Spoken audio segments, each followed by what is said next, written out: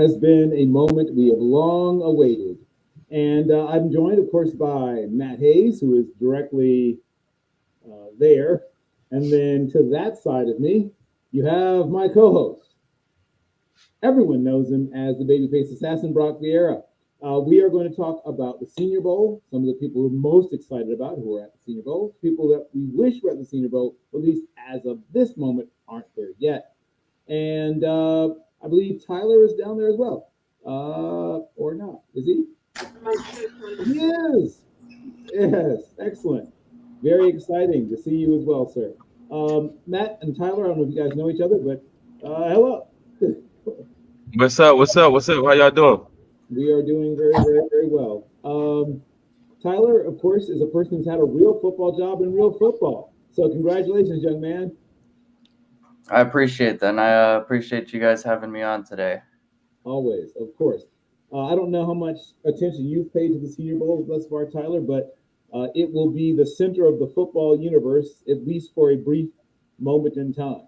In addition to people looking at prospects, there's people hustling their own personal wares, lots of curriculum vitae and resumes being handed out, lots of people being taken to lunch and all that kind of good stuff.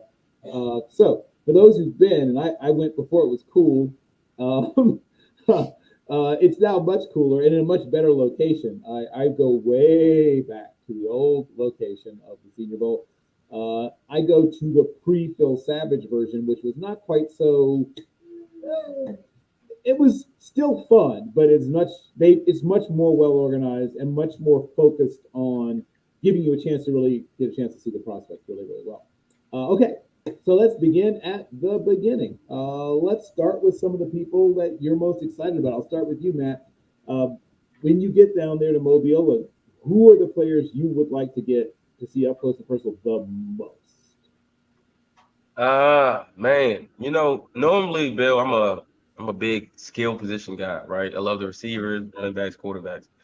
But I'm actually excited to see the trenches, right? So there's a lot of good offensive and defensive linemen that'll be in this Senior Bowl this year. So obviously, guy I'm really high on, can't wait to check out is Troy Fontenot, the tackle from Washington. I mean, he had an incredible Pac-12 championship game off the heels of a really good regular season, and then now he gets to have an opportunity to follow that up in the playoffs coming here on New Year's for the New Year's six bowl games and all that things. And they're in the college football playoffs, so it's gonna be really excited to see a guy like him, see a guy like Cooper Beebe from K State. And love his hands and the way he moves inside. He is another guy that I'm really really excited to see. And then you have there's some star power at this year's Super Bowl, right? You got some guys that usually you wouldn't see in the Senior Bowl, but they will be there, right? A running back like Ray Davis, from Kentucky, who I really like, just declared is for the Senior Bowl. Well, he just accepted his invite. And then you have one guy that I really like from my alma mater. For those who don't know, obviously I graduated from the University of Maryland, and Delmar Glaze is a guy who just accepted his invite. He's a tackle guard. Not really sure where he's going to play in the NFL, but in the Senior Bowl, I'm pretty sure they'll use him in different ways, and I'm excited to watch those guys. And Tyler, once again, a person who's had a real football job in real football. I don't I don't know how much you guys talk about or talked about the Senior Bowl and what it meant in the evaluation process and things like that. But from your perspective, what do you think is important about the Senior Bowl and why? Well, I think the most important thing about the Senior Bowl, in my opinion, is kind of what happens off the field. Kind of the whole pre-draft process. Having guys go through the interviews behind the scenes. Kind of seeing what preparation they kind of put into going into the Senior Bowl, because the tape is there. What they've done. All full preparation for a season. How they've gone through the season, how they played through the season. The film is there. So the play on the field is important, of course. It's one game, so you can't put too much stock into that. But it's really the process of the Senior Bowl. So again, like, how do they prepare, for interviews with scouts, off the field GMs as well, guys who are high ranking personnel members as well. Because really, to me, the Senior Bowl is kind of a big, you know, interview, I guess you can say, first round of interviews, job interview before the combine. So really, to me, that's kind of and that's something that, uh, you know, the four of us here don't really get to see, kind of from the outside looking in. I mean, me, just being with the Raiders as well, didn't get a whole, didn't really get the chance to be a part of that process as well. But, from what I understand is that's kind of the biggest part of, these big Senior Bowl games and these All-Star games, really. Okay. Yeah, and that you're right. That is the medicals, the interviews, uh, are two large pieces of the puzzle that the public is not privy to, and then you have to try to find a leak if you want to get that kind of information. And that's why God gave us bars, so you can slowly but surely make relationships that hopefully will turn to a source. I'm going to go to my co-host. Uh, Tell me about what you're excited about, Brock, and what you're looking forward to, particularly in this upcoming Senior Bowl, and why. Yeah, no, I personally need to echo Matt's statements. I'm very interested in the boys in the trenches. I think there's a tremendous amount of talent on both sides of the ball, and I'm looking forward to watching these one-on-one matchups as we go through Senior Bowl practice. I agree that there's some top talents in there. Connor Beebe, of course, is a unified top dude. Another guy that I think we all universally love is Arizona's um, Morgan. Jordan Morgan. Thank you, Mhm. Jordan Morgan. But there's two players that I've had a tough time with my evaluations on. I'm kind of high on them. I'm a little bit higher on Sataoa Laumea, the offensive lineman from Utah, who has played at right guard and right tackle. I think he's going to be a right guard in the NFL, but I think that he has tremendous upside and has not quite gained the love, so I hope that he's going to break out. Another guy that I'm having a little bit of a issue with my evaluation of is Oregon State's um, Talisi. thank you, Talisi Fuaga.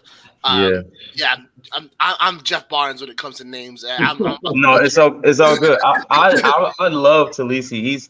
He's actually my third. He's my third ranked tackle in this draft. I really really love Talisi. He's so strong, so athletic, physical at the point of attack, really good on at the again uh in the run game, and then he's gotten so much better this year in the pass game. So I would say if you go back to not this past year, the year before last, 2022, he had a really high run blocking grade, and then his pass blocking grade was kind of low. This year, his pass blocking grade came up.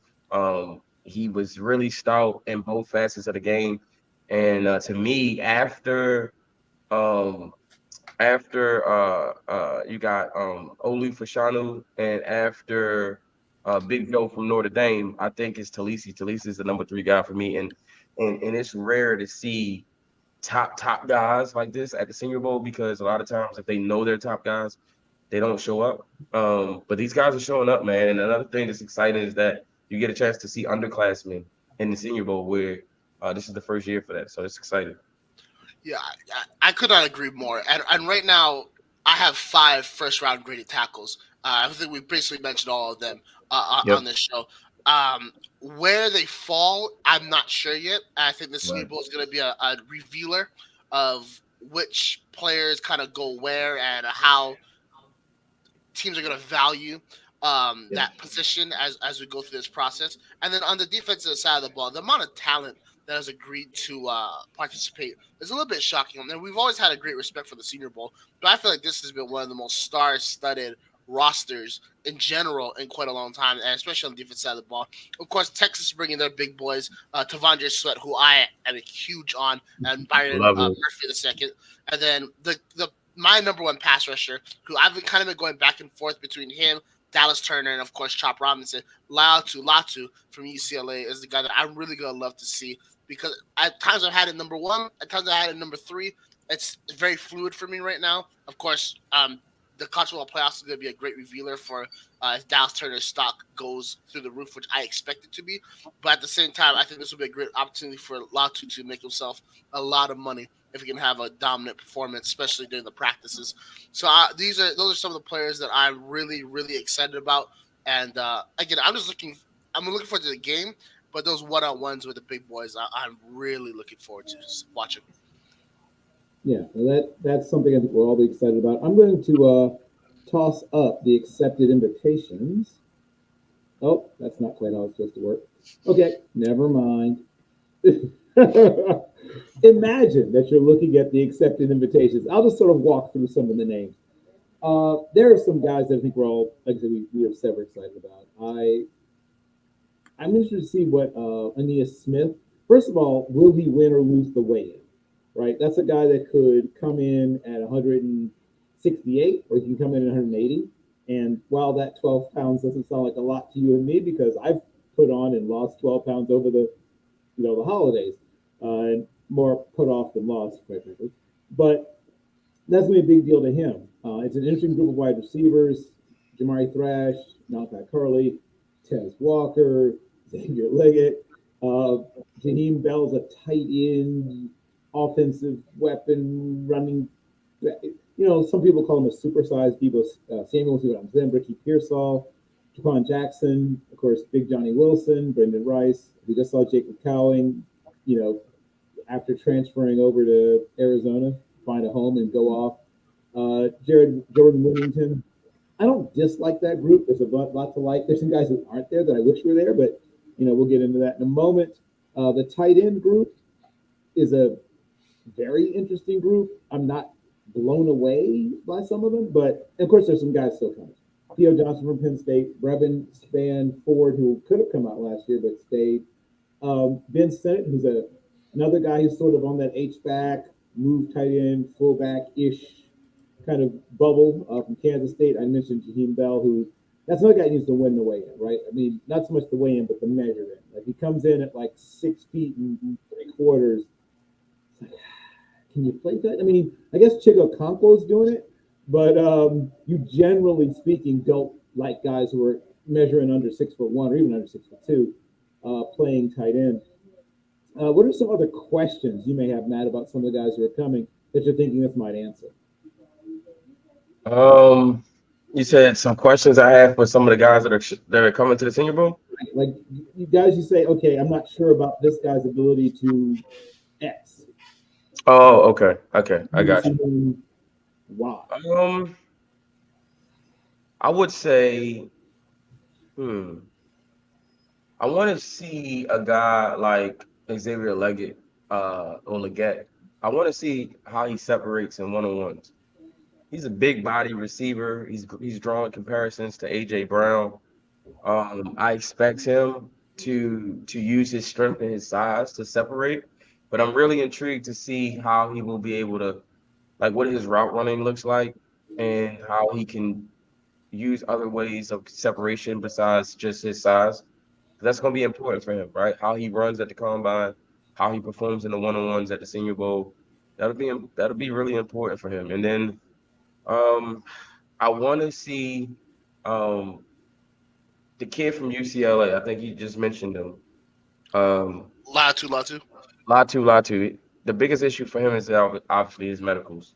And so my thing is I'm gonna be listening and looking out for one, what comes out of the one-on-one interviews that they had with the scouts with him, because I'm sure they're gonna ask some questions about, okay, what happened when you medically retired early in your career, you came back, is it still an issue? There's teams are gonna have to do their due diligence to find out if what happened to him early in his career is a real thing, or is it something of the past. I do want to see him in one-on-one drills as well. I want to see what he looks like coming off the edge against some of the best tackles in the country. That's going to be really intriguing. So those are a couple of things. I'm kind of two players I'm really going to be focused on. Both on the you got the receiver and Leggett, who's big body receiver. How does he separate? And then the edge rusher, who, if we just talking talent, he might be the best one, but he has other questions. So I want to see what comes out of it. Yeah, understood. Uh, I'll go to Tyler.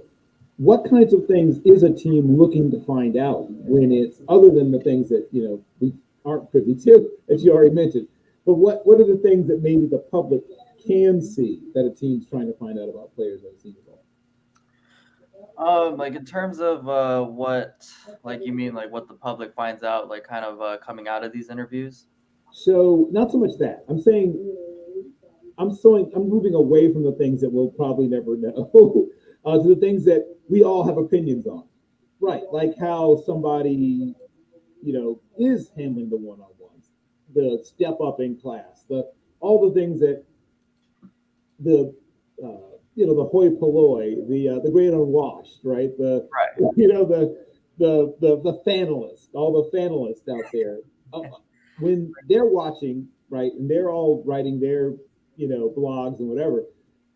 What are teams looking at when they're watching one-on-ones, when they're watching drills, when they're watching situationals? What are they looking for? Because they've seen, these guys for multiple years. They've got, in some cases, 12 to 15 games in some of these guys. Right. What are they still trying to find out? So during those situations, like kind of just from my experience at UNLV, kind of as like a scouting assistant, what we were, whenever we hosted camps or, hosted, like had a mix of prospects all together, kind of, in that type of setting. When you go watch them go through one-on-ones, you kind of want to watch, one, their process, and that's kind of something I'll get into in a little bit. But, really, I think the biggest takeaway is kind of watching them play against or, go up against different competition that you might not have been able to see them go up against, during their season or during, like maybe say if you have a kid that's from, I want to say like a Mountain West school, go up against a prospect that's from Georgia. Like you get to see, how those two prospects kind of go up against each other because you don't get to see that during the regular season. And now, like when you watch them in one-on-ones, when they lose a rep, how do they take that or how do they handle coaching, in between reps? For as kind of I feel like sometimes that does get a little overlooked, especially by fans, or even, some personnel members as well. But, that process is important because, some of those things can show, like, how well does this prospect or this kid, how receptive are they to coaching? How are they, do they put that last rep behind them? Because that's all a part of the character eval on the field, which should not be neglected. But I think, yeah, really that's the two biggest things. Kind of the process that they have, when they go up against new competition or just competition in general, and how they fare against, potentially, competition that they've never seen before, never gone up against in the past. Okay, got it. Let's take a look now at the class of running backs that are there. One of the guys I'm most excited about because I love to see small school guys get a chance is Dylan Laub, who has returned punts, returned kickoffs, can catch the ball. I'm not going to compare him to like Christian McCaffrey, but he's a guy that, well, beyond being white, is really versatile, very athletic, and can track the ball. Like he does a lot of things you like to see. Has enough leg drive to break tackles. Good in the open field, but also can run between the tackles. The Texas transfer to USC, Marshawn Lloyd's going to be there. They have mentioned Ray Davis was there, and of course there's going to be some more running backs added. They haven't, finished, but that's it to this point that have officially accepted their invitations. And I'll just go around the room. I'll start with you, my co-host Brock Vieira. Of the running backs who thus far officially accepted, who do you want to see and why? And is there somebody that maybe you think doesn't deserve to be there?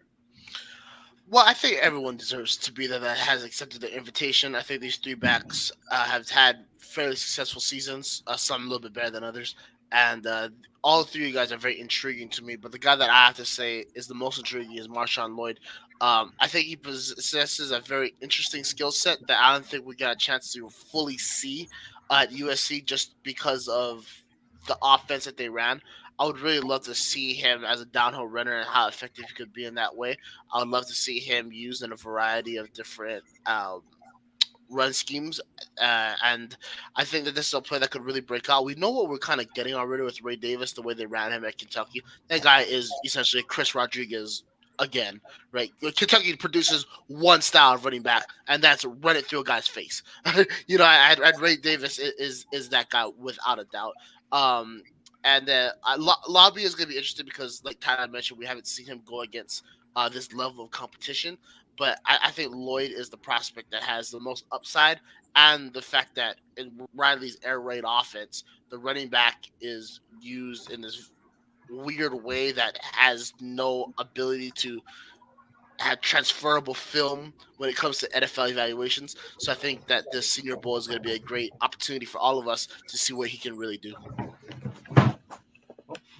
Yeah, once again, I'm always here for the small school guys.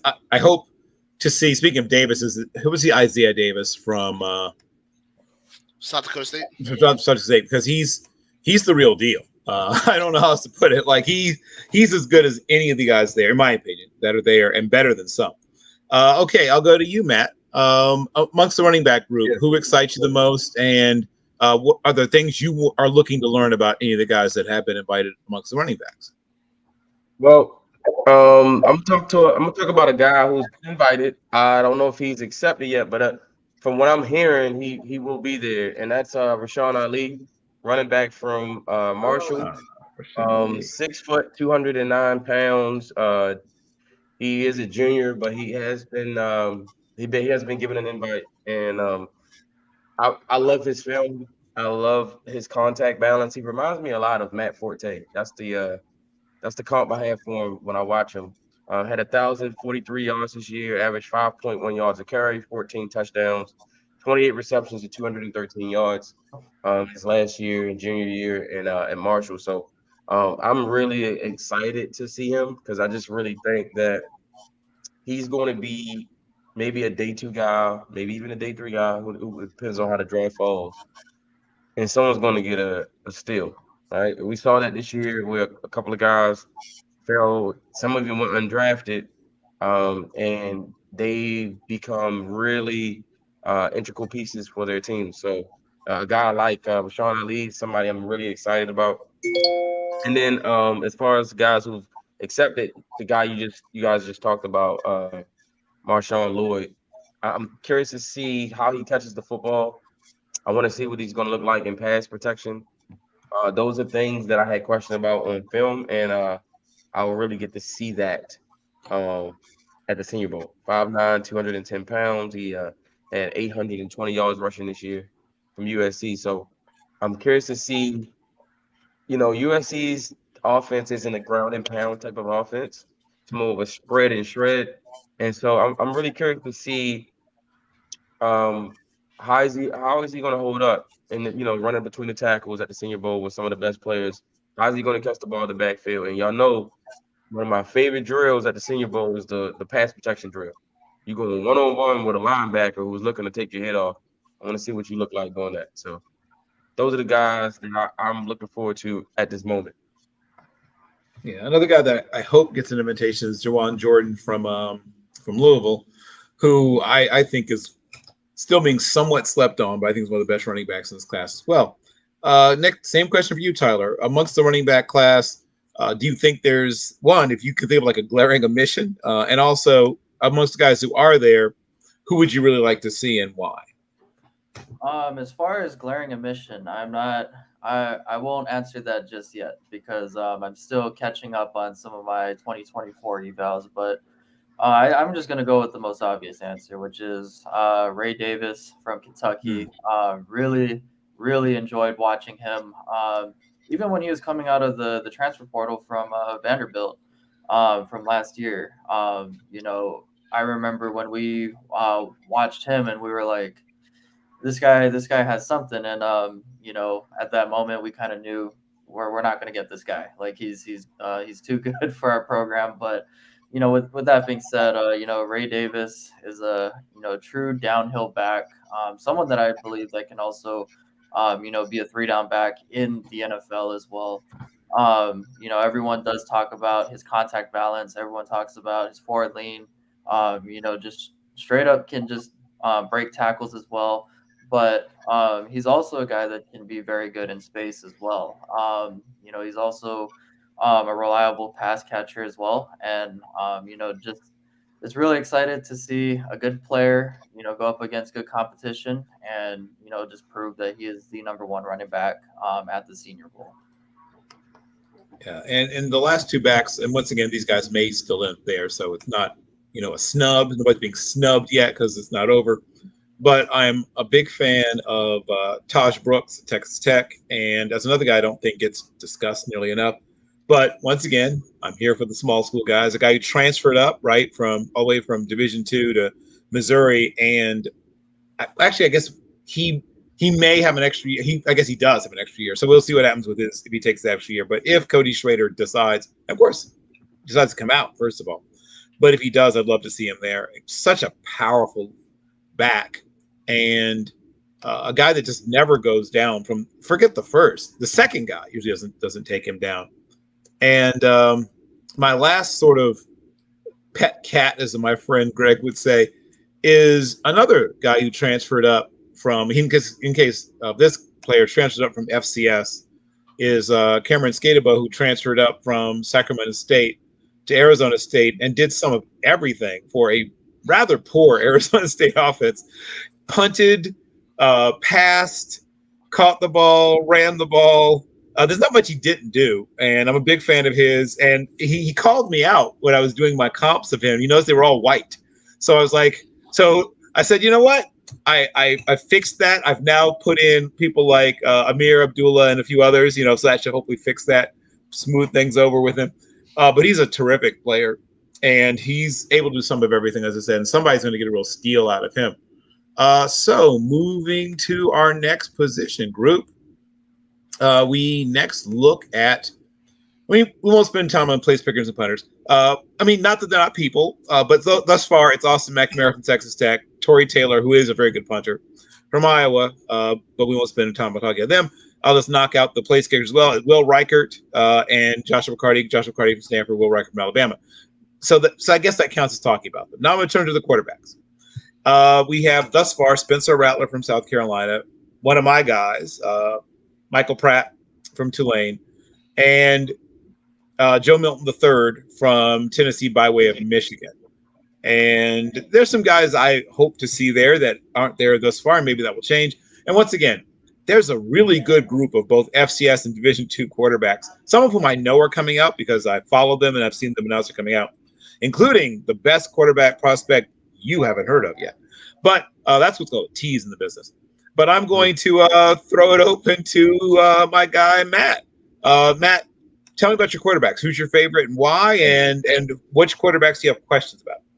Thank you for coming to me first. I was waiting for this. All right, so look, Joe Milton is my guy, man. I mean, a guy who's 6'5", 236 pounds, and has a rocket arm, right? The biggest thing with him is that he didn't get to start until this year. So he only has the 1 year of starting. He did play some games late last year. I think he played the bowl game last year. And then I think he took over when Hooker went down with the injury. But I mean, the kid has all the arm talent that you could want from a prospect. All of the arm talent. I mean, he can make every throw. Easy, easy. The issue that I'm looking for with him is accuracy. Does he layer the ball in certain situations instead of always trying to drive the ball? Guys with big arms, sometimes they always trying to show off their arm and show how strong it is.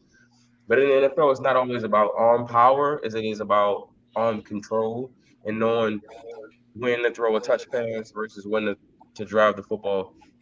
So I want to see what he's going to do with that, especially when he's going to be getting NFL coaching, right? He's going to be working with NFL coaches who are going to be on him about his footwork and making sure that he is following through and just, I just really want to see what he looks like throwing off platform.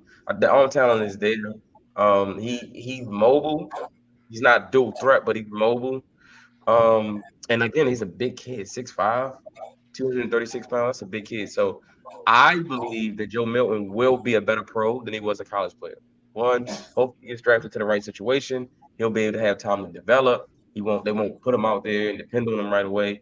Maybe he'll be a day 3 or maybe day 2 pick. And then he just gets time to develop and just be nurtured into a system so that when he finally gets his chance, he'll be able to put all his tools on display. So I'm really looking forward to that. And then as far as people have questions about it, there's not a lot of questions, at least just not just yet, right? But I will say Spencer Rattler is he's a conundrum for me because I remember him coming out of high school. He was a 5-star kid, came out of high school, super talented, very gifted. And then it just didn't happen for him at Oklahoma. He lost his job to Caleb Williams. He transferred to South Carolina, and he did show signs at different points through this season. But the biggest thing about Spencer Rattler throughout his college career is his consistency. Sometimes it looks like that 5-star that we all knew he was coming out of high school, and then sometimes he looks like a kid who might be undrafted. So I'm really curious to see what he looks like and how he performs because he could make a lot of money at the Senior Bowl. He stands to make the most because as is, I don't even know if he would get drafted, if I'm being honest. You heard it here first, people. Spencer Rattler, possibly undrafted. That's why I bring people like Matt Hayes to you. I'm going to jump now to our friend and neighbor Tyler and ask him the same question about the quarterback group. And what are you looking for when you look at these quarterbacks in the Senior Bowl setting? So really, what I'm looking for in the Senior Bowl setting, really, like Matt mentioned, like we know that that especially with Joe Milton, Michael Pratt, Spencer Rattler, all three of these guys have great arm talent. We know that they're very good throwers of the football, but I want to see these guys how good of a passer they are, because there's a distinct difference between a thrower and a passer when you're talking about a quarterback. And what I mean by that is, how well do these guys? I mean, you're spending what, like maybe a week with these with your receivers in the Senior Bowl setting. So I just want to see how well, one, they can mesh with these receivers, but two, do they, are they able to throw with good timing? You put them in certain situations where they do have to make off platform throws, off schedule throws. Can they make those throws? What does their processing look like? Because you might be working with different receivers, but you still got to read the defense. You still have to go through your progressions. Can these guys do that in this situation? It's a very condensed version of a pro offense, but how well do they digest that information? And how well can they go through their progressions in that setting? With that being said, I think the prospect I'm most intrigued by is probably Michael Pratt. And just speaking on that because one, he's coming from Tulane. Um, the guy has very, very good arm talent. He can throw. I think the best throw that he makes is outside of the numbers. But I do want to see, in this setting, can he throw with good anticipation, good timing? Because quite frankly, when I was watching, some of his film, I think that aspect of his game is missing. Um, and kind of like what Matt said, I do have a lot of questions about Spencer Rattler going into this process as well, because in my opinion, I do think he is the most pro-ready, prospect in terms of talent, and just as an overall quarterback. But there's a lot of questions about his leadership, a lot of questions about, is this guy a good teammate? And part of the quarterback position is you're the leader of not only the offense, but in a lot of cases you are the leader of the team. And there's been videos that have come out. There's been testimonies that have come out about Spencer Rattler possibly not being a good teammate, but that's been how many years ago. So I just want to see during his time at South Carolina, how has he matured? How has he gone through that process? And again, that's something I would really like to see. Kind of in the off field evaluation with Rattler. Last but never ever ever least, my co-host, the babyface assassin himself, Mr. Brock Pierre. Same question to you. What are you looking for in the quarterback group, and do you have questions about any of those quarterbacks? And if so, what are they? What I'm looking for is there anything that they can put on film that was different from their entire college careers? Because these players, besides probably Pratt, because he only played, I know Pratt's actually been in college for 4 years. Take it back. So yeah, so all these guys have been in college for at least 4 years, if not longer. I think Rattler was at 5, and Milton might be at 6. So we kind of already know who these guys are, and I think Pratt is the most intriguing prospect, and I just don't know what I can get excited about when it comes to Joe Milton or Spencer Rattler. Joe Milton's only upside, in my opinion, is the fact that at any point in a game you can throw a Hail Mary. That's kind of it. Watching his career at Michigan was hard to digest. And I thought at Tennessee with the hypo offense, he was going to flourish, and he didn't. He was brought in to be the guy, and he lost his job to Hendon Hooker. He had to wait behind Hooker until he got hurt, and then he finally got an opportunity. And we thought we saw something at the end of last year with the Vanderbilt game and the Orange Bowl victory against Clemson. Then this year, he couldn't hit the broadside of a barn with his passes. I mean, it was erratic as crazy. He was overthrowing guys. He was throwing behind guys, in front of guys. Receivers were just kind of like jumping up and hoping for the best.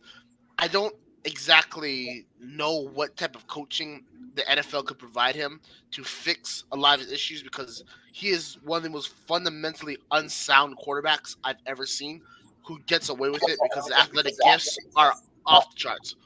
With that being said, I take a chance on him because, again, you're never out of a game because you can literally throw a Hail Mary at any moment with him on the field. Rattler, his reputation is so in the toilet. I just would not take a chance on him. It's been the toilet since QB1. It never got better at Oklahoma.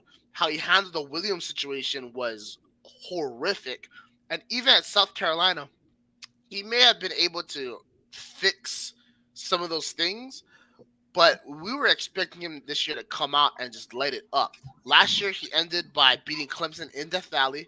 He had a decent game against Notre Dame in the bowl game loss, but the foundation finally set. Was like, okay, this guy Shane Beamer, they're getting something together. He's got an opportunity to come out week 1 against Drake May, big time quarterback matchup, and this could be the catalyst to a great season. And what happened with South Carolina? It was just failure after failure after failure. And I'm not impressed by this quarterback group. I wish we got to see a little bit more quarterbacks. There's a couple lower group of 5 guys, FCS guys, that I wish got some opportunities. One guy that I want to mention real quick is a guy Tyler and I know very well because he's from the same state as us, which is Chevin Cordero. I really would love to see his athletic talents be displayed against these types of defensive players, especially when it comes to his running speed. But when it comes to these guys, we've seen what we've seen for most of them. So I'm just hoping that we see something different, but I'm not expecting anything like that. Hey, Bill, Yeah. can Please do. I say something about so with Milton, going back to Milton, the biggest thing with that though, I have a question for all of you. How much of it is coaching? Because one thing I do know about the college game, a lot of the coaches in the college game are interested in really developing these guys, right? That's why you see guys with bad mechanics and bad behaviors going to the NFL to be fixed later by the NFL coaches. I feel like in the college game, it's all about winning, right? They just got to win. They put the guy out there and just go win games. That's why you see systems that aren't really translatable to the NFL, that doesn't really help the guy transition and develop into an NFL quarterback.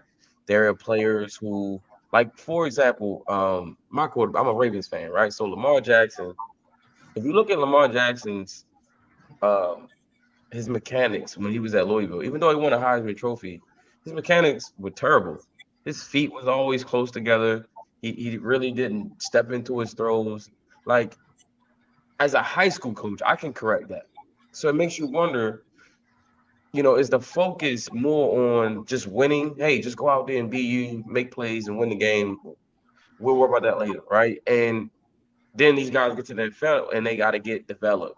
Now there are some exceptions, right? You got an Andrew Luck, you got a Peyton Manning, certain guys who come in the league already ready, right? Because they've been developed their entire life, whether it be from their high school youth coach, they have personal coaches.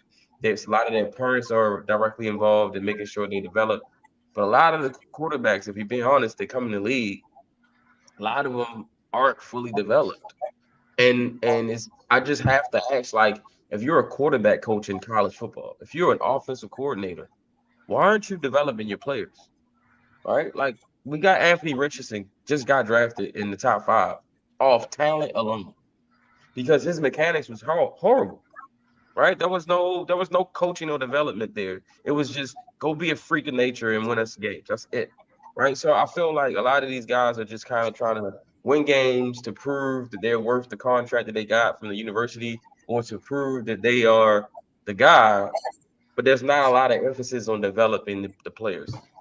So you guys tell me what you guys think about that. I just feel like there's too many times throughout the years of me watching football, I'm seeing guys come into the NFL with issues that could have been corrected over 4 years in college, right? Like how has it been 4 years and this man's feet is still close together and when he's in, you know what I mean? Like it's just little things. Like how can that not be corrected? Well, Go ahead.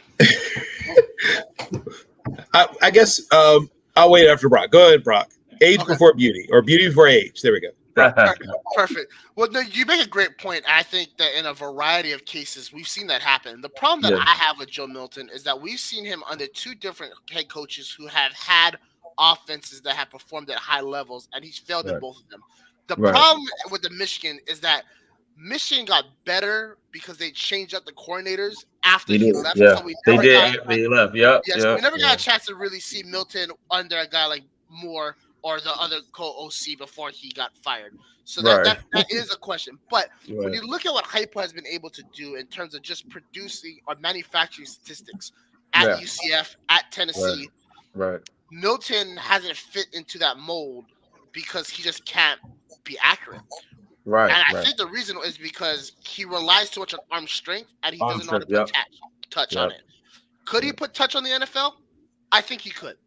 Do you think it's something that's coachable though? No. And the reason why is because he's been so ingrained into just firing it in there, is that how are you going to be able to unteach those traits? Because I think they've been trying to unteach that and it just hasn't been working. Here's the reason why I slightly disagree. Okay. When Josh Allen came into the league, he was the same way. He was a guy who would just solely depend on arm strength. He just wanted to throw it 100 miles an hour and show everybody he could drive the ball through rain and snow, right? It wasn't until he got to the NFL, even his first, 2 years, Bill, he was still erratic as hell, and he was still just depending on his arm strength. It was the 3rd year when he got Dayball, and then he got, I forgot who his quarterback coach was.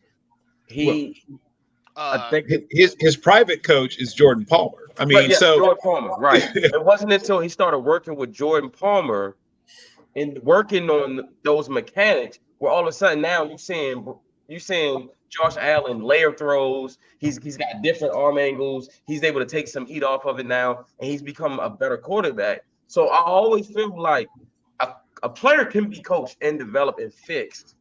The issue is that a lot of times, because the college game goes so fast and these kids are out of school in 3 years, a lot of the times the coaching staffs don't really care about their development as much as, hey, I just need you to win games, over the next 2 years, 3 years or whatever, and then just move on, right? Like even Jalen Hurts. Jalen Hurts is a much better pro than he was a college guy, right? Because when he was at Bama, he just was an athlete playing quarterback, right? And same thing we see right now with Milroe. It's just an athlete playing quarterback. but the onus has to fall a little bit on the coaches to develop some of these guys so that way when they get to the league they got a chance. Because I mean, if it's not for going out and hiring your own personal coach, you won't get developed, right? Like Josh Allen, like Bill said, he hired Palmer. Lamar Jackson hired Tom Brady's quarterback coach to work with him on his mechanics, right? You see it all around the league, guys working with quarterback gurus or whatever to fix their mechanics. But like, isn't that what the coaching staff is for? Or and like, how do you spend 3-4 years in college and these things not get corrected? That's my only point. Yeah, no, I get it. You're absolutely right. Though, Mm. so Bill has a statistic about Josh Allen that I'm just gonna say for him because he has mentioned it for like the past 3 years. I know. I seen him smirk. I seen him smirk when I said Josh Allen, Yeah. but that's the one I think about the most. Who came in with just like, look at his arm talent, right? Like rocket arm. And I'm not saying Joe Milton is Josh Allen by any stretch, but Josh Allen, it was like he got drafted in the top 8 or top 7, strictly off arm talent, right? Oh, yeah. Like it was strictly. It was just it was what he could be, not what he was, Yeah. And that's why they took the chance on him. Yeah, you're absolutely right. But there's an element about Lamar Jackson and Josh Allen's game that allowed them to become better that I don't think Milton has, and that is their ability to both Athleticism. run and absorb contact. Yeah. Milton, I've seen, has had many opportunities to run and he because just of just 5-6 yards. No, he just launches it. Maybe I'm scarred. Okay, because I remember. Yeah, no, I'm scarred because I may or may not have had a little wager on the Tennessee Volunteers a couple years ago against Ball State, and Joe Milton came in, and everything was going great, and all he had to do was just keep it pushing, and just 3 straight plays of 60-yard bombs that sailed his receiver by 10 yards. Like, screw it. He's down there somewhere. Yeah. Screw it. The receiver's down there somewhere.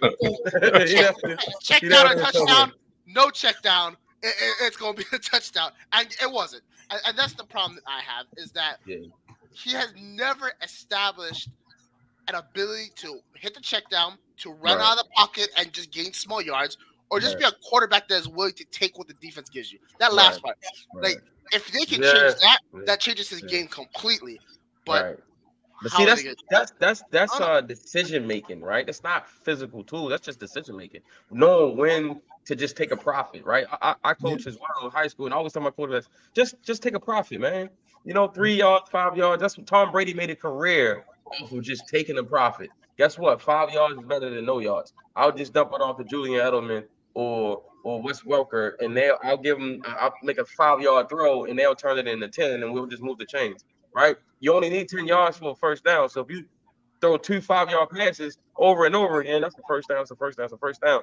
Those are decision-making things that can be coached into a kid, but he has to have the coaches won't let him off the hook. They will stay on him, they will stay on him, they will stay on him, and not let him even think about going downfield, right?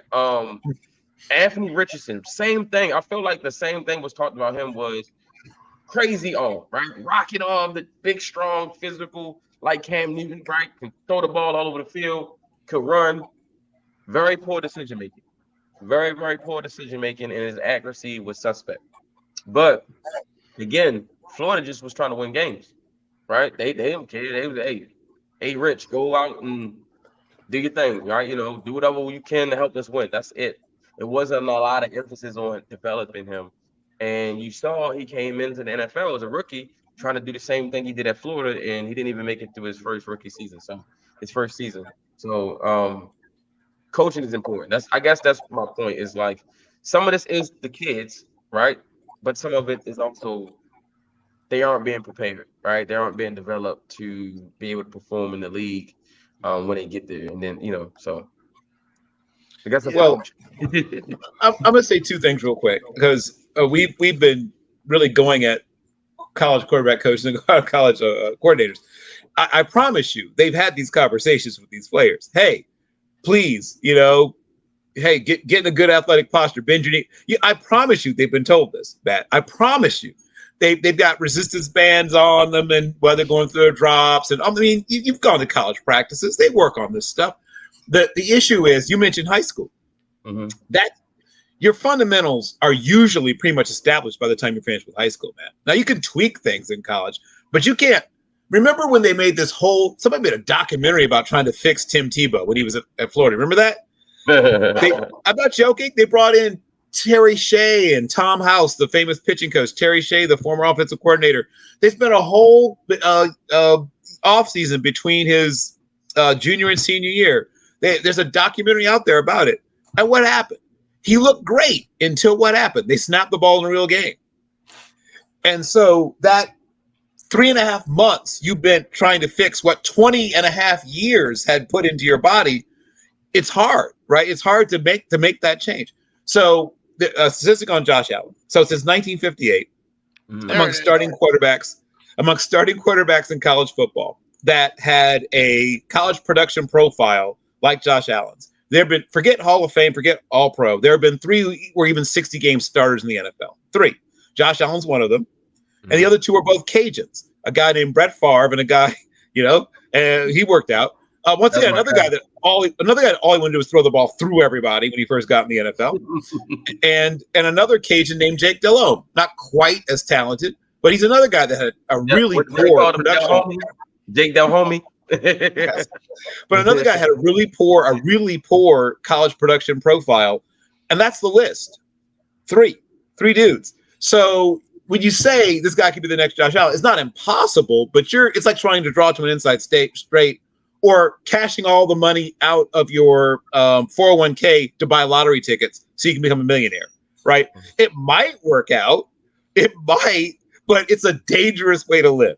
Okay, we've really let Tyler just sort of sit watching us. Tyler, you have been around quarterback development and you have watched quarterbacks. What tells you if a guy is fixable or not in your mind? Really just how he processes instruction, just how he takes it. Does he listen? I think a part of it too is, when you're sitting in those meetings and, you're going through install, you're going through, just watching film, like how receptive are they? Are they taking notes? When they get to practice, are they applying these things that they're hearing in the meetings? Hearing or watching in film, like are they applying what they learn to practice? How much stock do they actually put into that? Because being around some of these players, especially at the college level, you have a lot of guys who will still rely on their physical talent just to get them through, and without neglecting mechanics, just kind of going with, a lot of these guys in college were winners in high school. And so what they bring to, the college field is, whatever I won with back then, I'm going to do it now because I'm comfortable with it. I've won with it before. It's worked. But, it's a very hard transition for a lot of these players. But, to that point as well, from my understanding, a lot of college coaching, especially at the quarterback, with the quarterbacks, I would, and correct me if I'm wrong, but, from my understanding, it's about like 30 to 35% mechanics, and then about 65 to 70% of trying to get these guys ready to run the system or, to understand plays. And, that's an issue because college football now, especially with the transfer portal, with having that next man up mentality, what college coaches are so focused on now is, can I program this player to run the playbook and understand, what plays I want to run? Can I just put him out there and he knows what I'm calling, regardless of, can he make the throw? That's kind of the sad reality of, quarterback development. And that's why I believe, these quarterbacks, especially, I believe they should start at, now, like, in the high school, at the high school level, when you're a junior, senior, even at the college level, if you can afford it, go and get yourself a private quarterback coach. Yeah. You're not going to learn that, at the college level, even at the pro level too. It's more about install. It's more about learning the playbook. That's just how it is now. No, that's 100%. That's 100%. Because if you think about it, Um, you it's even worse now, right? But with the transfer portal and with just again, quarterback coaches only getting what 2-3 years to win to keep their jobs.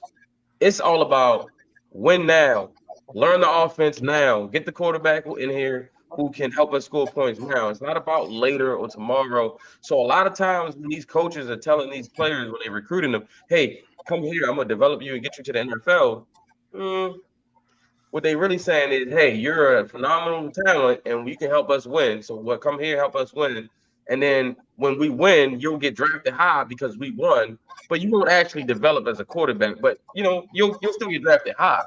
Right. And then that's why the bust rate goes so high when we talk about quarterbacks drafted high who bust out because they were only trained to run the system that they ran in college, right? They were only trained to run some type of spread offense that produces a lot of points and yards that is literally only college, right? Like that Josh Heupel system does not translate to the NFL.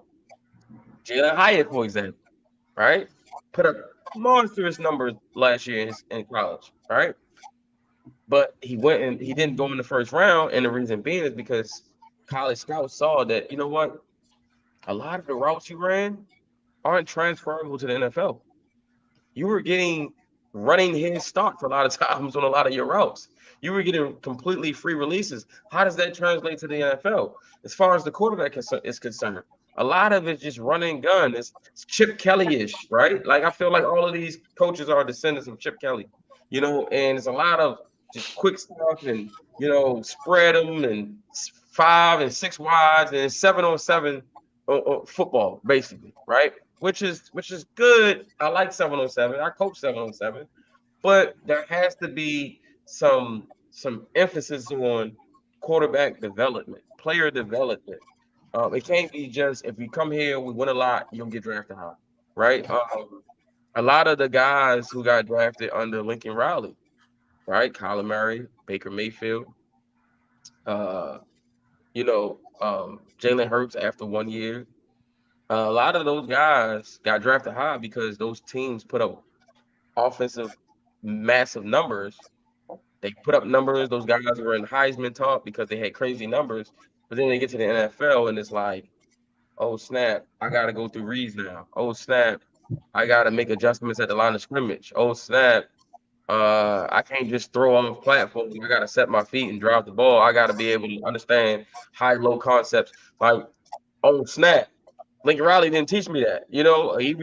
He just put me in an offense that had a bunch of speed and athletes all around me, and all I had to do was get the ball to them, and they made plays. And so that's why I'm loving what Baker's doing now in his third act now in Tampa Bay, and Kyler Murray, which the jury's still out on him. Jalen Hurts has looked good, but Jalen Hurts has to play in a certain style of offense, in my opinion. So. I don't know, man. We could end it here and move to the next thing. And I'm sorry, Bill, but That's I okay. just really wanted to have that conversation of nuance and when it comes to coaching and development, because some of it does need to go back to the coaches in college. Like you get paid a lot of money, and these kids are with you at least 3 years because that's the rule. They have to be with you for 3 years. What are you doing, and what can you do better? That's my challenge to coaches out there. Yeah. Well, It's a as great Jim challenge. pointed out, Chip Kelly is very different from what, say, Cliff Kingsbury, Mike Leach. Like that's like Cliff Kelly is basically running a bedazzled version of Wing T, right? I mean, it's actually the root of everything he does is Wing T. But when you look at, That's a quote right there, Bill. it is. It's just bedazzled, bedazzled Wing T. But when you talk about where Baker starts out at Texas Tech, right? He's in maybe the ultimate or one of the ultimates, Baylor maybe the ultimate of spread 'em and shred 'em versions, like the air raidiest of air raids. And then he goes to a slightly more balanced version when he goes to Oklahoma, where they run the ball a little bit. They have tight ends on the roster. Hey, look, a tight end. Oh, that's a fullback, right? So, right, you get introduced to those when you leave Texas Tech and get to Oklahoma. But even when everyone was running Power Eye. Even whenever there's always been an element of you having to do something beyond just what your college coaches can do with you, right? Because it isn't their job, it isn't their primary job to develop you for the NFL. It isn't. Their primary job is to win games for the whoever it is that pays them to win games. If you can develop them, I mean, I was at Illinois when John Malkovich, who some of you, well, most of you don't remember. I think about it, but John Malkovich had been a head coach with the Chiefs. He's been an offensive coordinator a couple places in the NFL. He had been a head coach at Wake Forest, and we had him at Illinois at the time. I worked mostly on the defensive side of the ball, but I got to see him work with Jeff George. And we were recruiting Donovan McNabb, who at the time was a sophomore at Mount Carmel playing for the legendary Frank Lenti. And we were able to get Simeon Rice, his teammate, but we were not able to get because Coach Malkovich would not, swear on like a stack of Bibles that he wouldn't ever move Donovan to another position. He told him, hey, you'll get a chance to compete at quarterback, blah, blah, blah. But he wanted a signed in blood oath, which I guess Syracuse was willing to give him. But back to what we're discussing. Quarterback development is something that's so incredibly, and evaluation is so incredibly difficult that even Bill Walsh wasn't always right about it, right? Bill Walsh loved Rick Mirer. He was right a lot, but he loved Rick Mirer. This guy wrote that he thought Rick Mirer could be the next Joe Montana. So quarterback development and quarterback evaluation has always been hard. It didn't just get hard. It's been hard forever. They were missing on quarterbacks in the 30s, the 40s, the 50s. Like, as long as the passing game has been part of football, people have missed early on quarterbacks. I mean, I could go, without thinking hard, I could go through a very long list. Most of you haven't even heard of Pete Beathard, right? You know he's related to the Beathard family. He's a first-round quarterback at one point. You haven't even heard of him.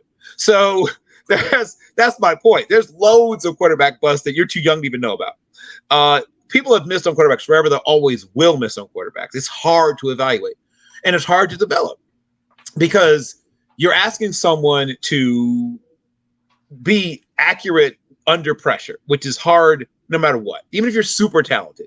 Some people are just wired in such a way that they freak out, for lack of a way of putting it, right? No matter how much you work with them, no matter how much you drill them on it, hey, just ignore, hey, they got you. Hey, don't worry, your running back will pick that up, right? There's guys you just can't get them to not look at the rush. There's no way to stop it. They're wired in such a way that the part of their brain that is involved in self-preservation will say, F you, that guy's going to hurt me. And I'm not going to let you get me hurt. And they just can't. That part of their brain is too strong. It overpowers the sacrifice for the team part of their brain. That's just the way some people are wired. There's no amount of anything you can do as a coach to fix that. Some people just aren't accurate, right? I mean, if you can work. Some people just don't have it. Some of that is born in you. Some of that is stuff that you either genetically and whatever. Maybe your mom was great at darts. Maybe your dad played baseball. Who knows? But some people have it, some people don't. And speaking of baseball, if you go back to the 83 draft, every single one of those quarterbacks taking the first round was a really good baseball player. Every single one of them. At least 3 or 4 of them were drafted for baseball. Now look at the quarterbacks coming out. Now, obviously, we've seen a few guys who are baseball players, and I don't want to go down the whole why we shouldn't specialize path too far. But in the old days, these kids grew up throwing things besides a football, right? They played a bunch of other sports. And there's things you can develop. I mean, part of the success of Pat Mahomes, part of the success of Matt Stafford is that these guys were terrific baseball players, right? And Jared Goff was a good baseball player. His dad was a catcher. A lot of these guys grew up knowing how to do these other things, and it connects in such a way that it helps them. Some of these guys are football only. And while it feels like that should be the way to go, the statistics bear out that it's not, right? If you look at the actual statistics of multi-sport players versus guys who only play football, the multi-sport guys are kicking the football-only guys' butts in terms of long-term success. And I don't think that's talked about enough. But there's a couple other position groups. We got bogged down for like 27 minutes of what I thought would take like 8 minutes. But let's play catch-up. The offensive line group, we talked about some of the guys. I'm going to mention some of the guys we didn't talk about. Zach Frazier's there from West Virginia. Tanner Bartolini is there from Wisconsin. I think we talked about Troy Fontenot. Maybe we did. Yeah. We did. I thought so. We're all in agreement. Stud. Sato'o was talked about. We didn't talk about Christian Jones from Texas yet. Paul Patrick's there from Houston, who's a raw but interesting guy. Brandon Coleman is there from TCU, who I think should improve his lower body strength, but has some stuff I like. Leighton Robinson is there. We talked about Jordan Morgan a little bit already. Christian Haynes is there from UConn. Hey, UConn has a pro prospect. Way to go. It's only been 3 years. Javion Cohen is there from Miami. One of my guys is Cedric Von Pron. I like that kid a lot. From Georgia. Zay Adams, ILLINI, is there. We talked about Cooper Beebe, who just there to hurt people. We have Dominic Cooney from Kansas. Charles Turner III, Delmar Glaze was mentioned. Graham Barton's there from Duke. Tyler Guyton. This is a good group. Tyler Guyton's there from Oklahoma. Plus, the offensive guys don't play footsie. They get the invitation, they return it immediately. Offensive lineman, they don't dawdle. Andrew Ram is there from Oklahoma. We talked about Fuaga from Oregon State. And that's it. Other than the guys you've already discussed, is there anybody on the list I just ran through? I'll start with you, Tyler, this time. Who else, other than people have already discussed, that you're excited about? Well, I can't think of anyone on this list that I am like super excited about, but really, I mean, yeah, Troy Fautanu from UW. Really, if I'm being honest, I didn't really pay attention to guys in the trenches this year, but when I did watch, I believe it was the UW and Oregon game, the first time they played, and I saw that's the first time I was introduced to Troy Fautanu, and I was like, oh my God, like this guy is the real deal. Because I mean, you do have Olu Fashanu, Joel Alt from Notre Dame, the solidified top two prospects, and then you have Troy Fautanu sitting right there too, who I think has really good foot speed, good body control, very good core strength, just a great overall play strength in general. Yep. I think he is the closest thing to a complete prospect when you're talking about an offensive tackle this year, right behind Joe Alt and Olu Fashanu. So, I'm really excited to see him, kind of go through these drills at the Senior Bowl, and as well as, to play at the Senior Bowl as well. So really excited for him. Okay.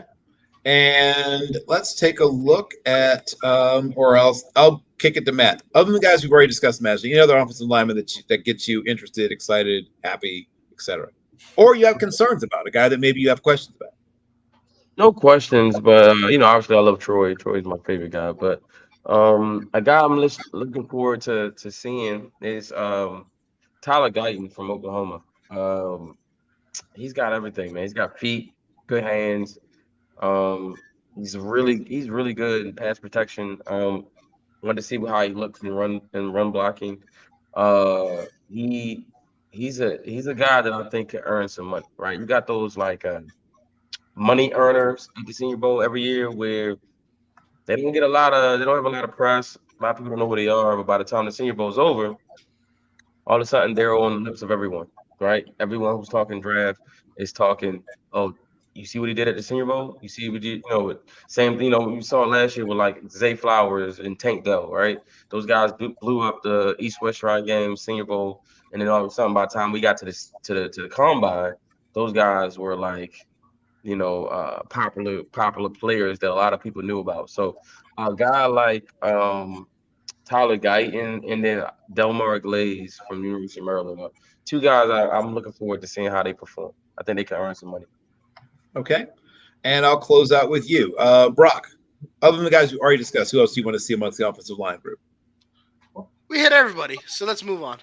How efficient of us. Okay, we can finally talk defense.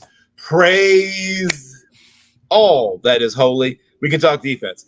I'm excited about some and really intrigued by some of the others. I'll start with the defensive backs. Johnny Dixon's there from Penn State. We have Kitano Odapu from Oregon State. A guy I really like is Quinyon Mitchell from Toledo. We also have Josh Proctor from Ohio State. Max Melton of the Rutgers Meltons, Bo's younger brother. We have Malik Mustafa from Wake Forest. We have Caitlin Carson, also from Wake Forest. We have Ennis Rakestraw Jr., who sounds like a turn of the century Baptist minister from Missouri. We also have Chris Abrams Drain, who sounds like a high priced attorney, but also from Missouri. We have Bo Braid from Maryland. We also have Andrew Phillips from Kentucky, Quincy Riley from Louisville, Cam Hart from Notre Dame, Jalen Simpson from Auburn, Nehemiah Pritchett, another minister's name, Nehemiah Pritchett from Auburn, and a lot of Auburn. We have also DJ James from basically all the defensive backs who are draft eligible from Auburn are going to be there. DJ James from Auburn, Josh Newton, another guy I think is intriguing from TCU, Jedi Barron from Texas, one of my guys, Willie Drew from Virginia State, the Trojans. And let's walk through those guys. I'll start with you, Brock. Who are you excited to see and why amongst the DBs? What's the DBs? One of the guys that I'm excited to see because I don't really know how I feel about him yet is Cam Hart from Notre Dame. There are times at which I see him this season, I'm like, this dude is going to be a great value pick for a team that can pick him up. And there are other times where I look at him, I'm like, oh, good Lord. And his performance is going to be very indicative of whether his issues was a result of Notre Dame's scheme or just his own deficiencies as a player. Another DB that I'm looking forward to kind of getting a look at is, of course, Max Milton, just plainly for his physical talents. And then also Malik Mustafa from Wake Forest. I don't know, there's something about him that I think that there could be a tremendous amount of value in terms of where he lands. I think that he's a day 3 pick without a doubt. But I think that if he can go into the red system and develop for the first 2 years of his career, I think this could be a DB that's going to have an 8-9 year career in the NFL. So those 3 players are 3 players I'm looking forward to watching at the Senior Bowl. Okay, got it. I wish Mickey Victor. Well, maybe it'll still happen. But that's a guy I really like. I was hoping would get an invitation and did not. Thus far, has not. And then I don't know. There's a Howard safety I would bang the table for. But I'm going to move on to Matt. Tell me about who you're excited to see about the DBs and amongst the DB group and why. You have muted yourself, Matt. I need you to unmute. Sorry about that. Josh Newton from TCU. I like Josh Newton a lot. I mean, he was supposed to. He came into this year as like the number 1 corner in the country. There's a lot of hype surrounding him this year. He didn't quite have the season I think he was looking for. So it's an opportunity to reestablish himself in the minds of the scouts and everybody in the draft world that he can be an elite prospect at the corner position. I mean, he's 6 feet, 190 pounds. This year he only had 1 interception. He had 7 passes defense, 33 tackles, and 21 solos. So the guy has all the traits. Again, like I said, I want to see what he's going to run at the combine, but we haven't gotten there yet. Senior Bowl, I want to see him in 1-on-1 reps. There is plenty of wide receiver talent in this draft that he'll get a chance to match up 1-on-1, and we'll see how he responds. But as far as just from a natural skill standpoint, his height, weight, speed, and just his ability to track the ball, I think he can be a special talent at the position. But it's all up to him. Again, this year left a lot of question marks for people who were fans of Josh Newton, and he'll have an opportunity to show improve. Also, like Ennis Rakestraw Jr. Rakestraw Jr. He's a cornerback from Missouri. I like his size. I like his size, his length, ability to press man. Want to see what he looks like in 1-on-1s. Okay. And I will finish up once again with my co-host. Or will I? No, wait. Did I get you, Tyler, yet? Oh, not yet. But yeah, right. Here we go. Tyler, and then I'll finish up the co-host. Go ahead, Tyler. One guy that I'm really interested to see at the Senior Bowl this year is Nehemiah Pritchett from Auburn. And I remember he's the guy that I was watching, I believe it was last year too. And I mean, one thing that really stands out about him, I mean, he stands at 6'1". but he has a very good arm length. One thing that really stands out is he is physical up at the line of scrimmage. He's a good press man corner. But what I would like to see, is him in zone coverage, route recognition. But one thing that I do like about him too is that he's also a physical tackler. Something that you would like to see from your cornerbacks. Good click and close, so you can come downhill. But yeah, that's one guy that I want to see. Really how many strides he's made from last year till this year as a prospect. Okay. And now I will finish up with my co-host. Amongst the DBs, Brock, who do you want to see and why? I've already said my choices, brother. So I think Oh. we should move on to the linebackers. Let's move on to the linebackers. Linebacker group is, I won't say, it's not exactly star-studded, I guess. But there's some talent there. There's some guys that have a chance to be something. Tommy Eichenberg, who's been discussed before when we had our number one friend of the show on, Mr. Josh Keatley. Always thinking about you, Josh. He's solid, dependable. Cedric Gray is a guy that I like more than most people. Peyton Wilson, North Carolina State, is there. Jonte Hunter has accepted his invitation. They also have Nathaniel Watson, Tyron Hopper from Missouri. Watson is from Mississippi State. Jonte Hunter is from Georgia State. They also have Maris Leafau from Notre Dame.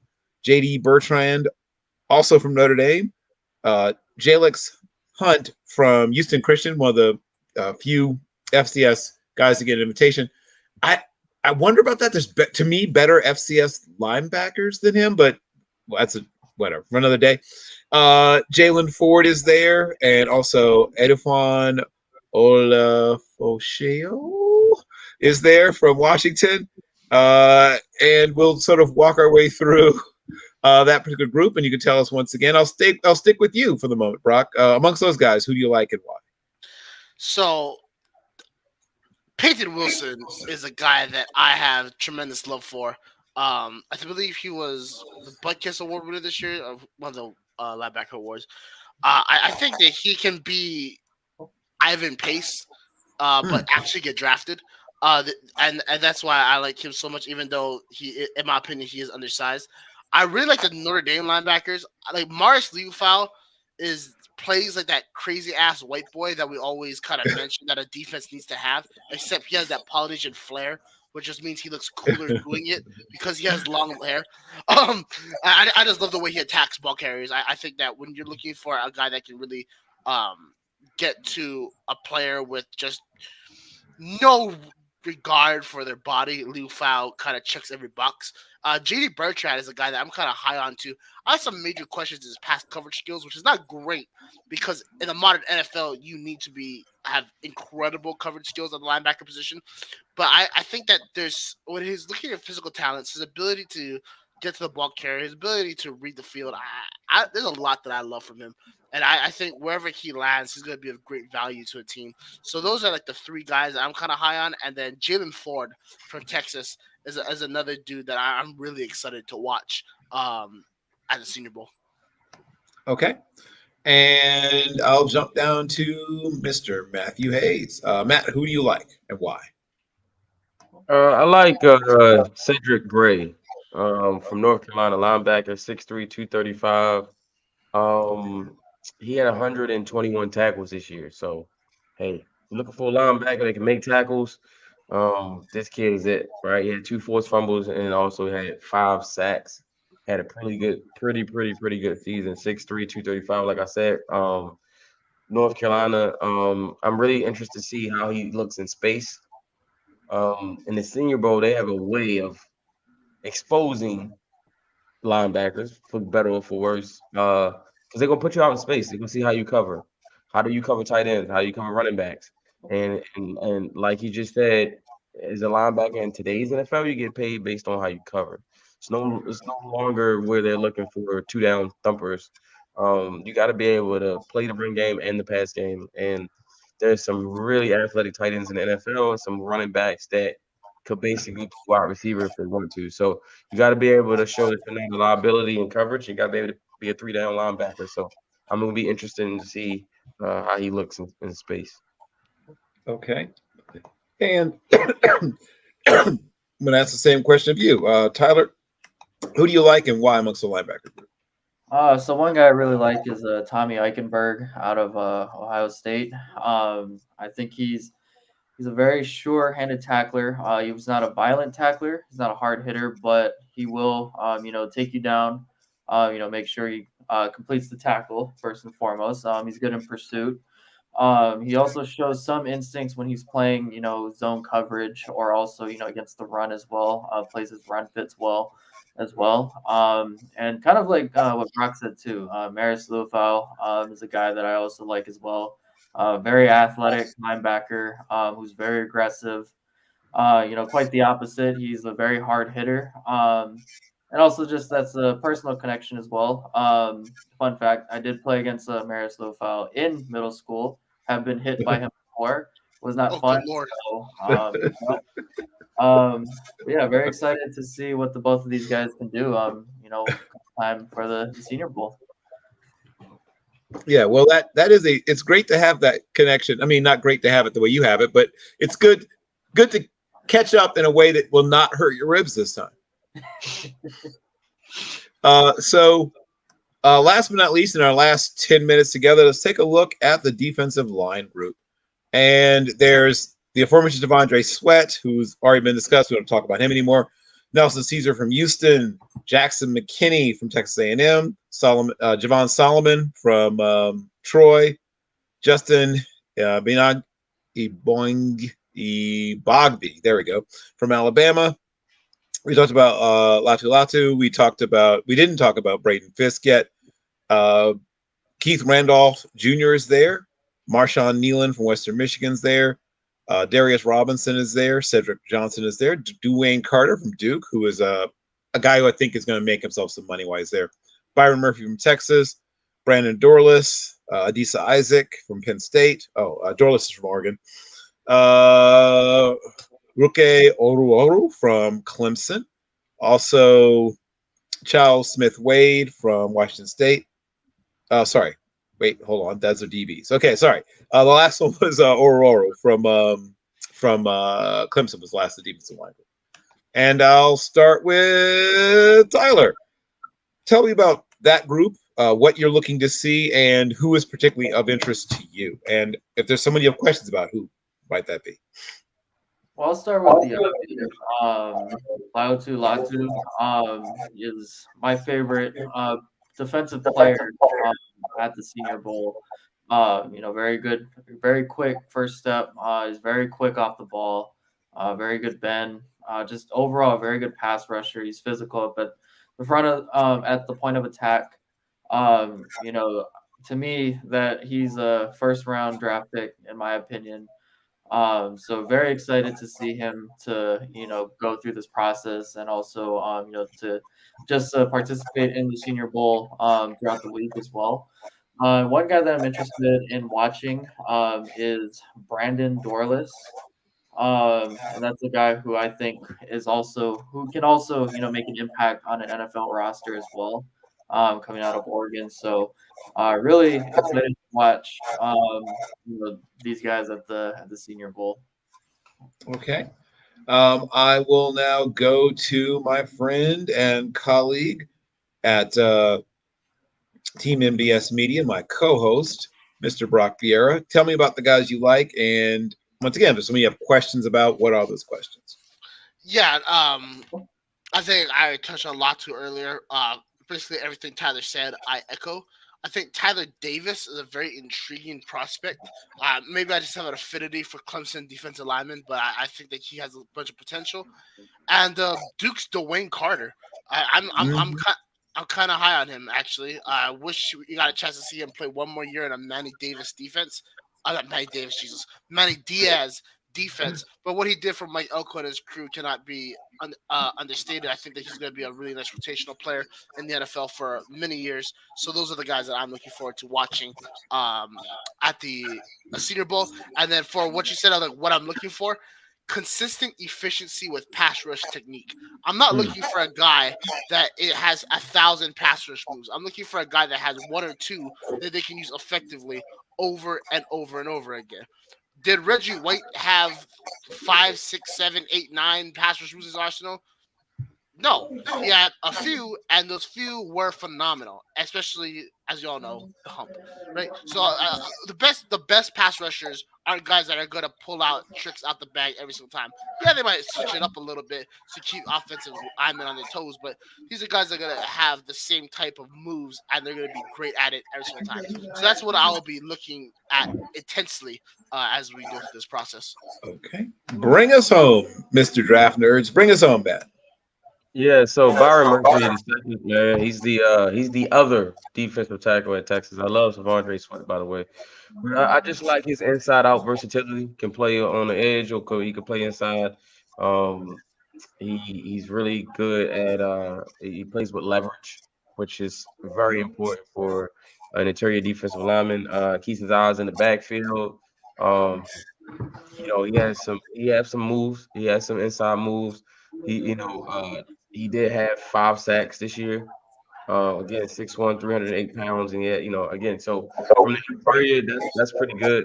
I think he has an opportunity to kind of put his name out there because right now everybody knows about Tavondre Sweat, but I believe once the Senior Bowl is over, we'll all be talking about Byron Murphy the second, and then also Brandon Fisk. The one thing that stands out for me with him is his play strength. Hmm. Super strong at the point of attack, and he is really really really good at shedding blockers and getting into the backfield. So his play strength is really what stands out to me. Uh, yeah, he reminds me of what's his name, Matt Ioannidis. You guys remember him? Oh, Matt, Yeah, I yeah, just, for Yeah, he Washington played. Commander. Yeah, played with the Commanders. Temple, tough. Yeah, Yeah, I think he was with Carolina this year or last year, something like that. So yeah, that's what it reminds me of when I watch him on film. So those are my yeah. guys. Those are good guys. My little nickname for Fisk when I was watching him, when I was taking notes, as I called him Kingpin, partially because his name is rather similar to the actual name of the Marvel villain Kingpin, but also because he's an absolute powerhouse like Kingpin. But it's time for us to bid adieu to this particular episode of College Football Forecast. But I'm going to start with asking Mr. Matt Hayes to tell people where they can find his work and follow him and let them know what he's working on. All right, so man, y'all can check me out. Draft Nerds on YouTube. We got Draft Nerds, Spotify, Apple, wherever you get your podcast. We are there. You can follow me on Twitter at Has the Truth, HAZTHE Truth TRUTH. Yeah, we're everywhere, man. Talking ball. I run spaces on Twitter, so have a pretty good popular space on Twitter. We always run the Draft Nerd shows talking about NFL, college football. I mean, pretty much you name it, we talk about it. So that's where you can find me. Okay. And the next person I'm going to ask to tell us where we can find you, what you're up to, all good stuff. Tyler, tell people what you're doing, where they can find your work, and your social media, so they can follow you. Well, my social media is Tyler Fukuroda on Twitter. That's TYLERFUKURODA. Still have not put up any work yet, but one day I will get into tweeting out my sports opinions. So still working towards that, but that's where you can find me on Twitter. Okay. And I'm going to slowly but surely try to suck you into my web, Tyler. I'm warning you now. So prepare to be seduced. And in a perfectly, legitimate and above board way. Yeah. And that brings you, of course, to my co-host, the ever popular babyface assassin himself, Brock Vieira. Tell people what you're up to, sir, where they can find you and follow your work. Of course. Well, you can always follow my work here at Team MBS Media. I've always written about college football. I was writing about prospects. I also work for Rams Wire as well. So I read a bunch about prospects over there if you guys want to check that out. Yeah, definitely not ever popular. I do say outlandish things. So, but if you ever want to get into a debate on Twitter, that's where I spend most of my free time. Just talking shit. There's no other way to put it. That's all I do. So we almost had a clean run, Brock. We made it all the way to the end. Yeah, I know. I just had to let it fly at the end. But yeah, that's where you can find me at MNS today at Team MBS Media. That's where I am, and that's where I will be.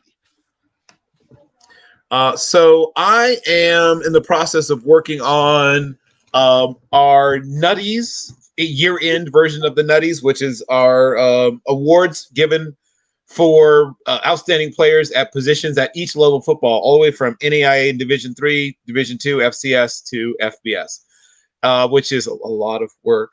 But I'm not complaining, just noting. Until you have called, like a school with like 1,100 students in St. Joseph, Minnesota, to try to pry tape loose because there's a player you think might be good. You haven't lived, but but the also I'm dropping breaking it up. I'm dropping a hip hop article for the Hip Hop 50 about the top 10 best storytelling hip hop songs in history. And I'm going to write up some of the top prospects I've seen so far in bowl season. That'll probably drop around the 1st of January after I get the other two things I'm working on out of the way.